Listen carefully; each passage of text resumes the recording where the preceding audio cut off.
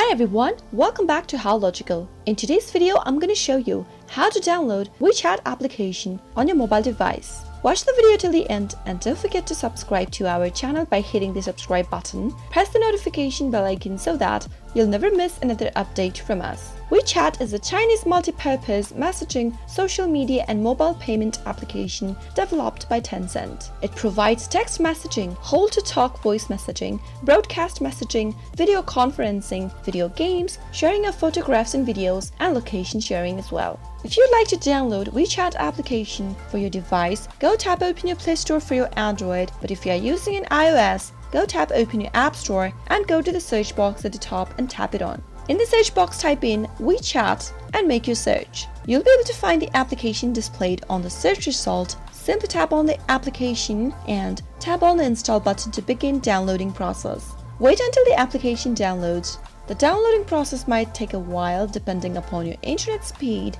After the download is done, wait for the application to install. After installation, tap open the app and you'll be able to see this kind of an interface for your WeChat application.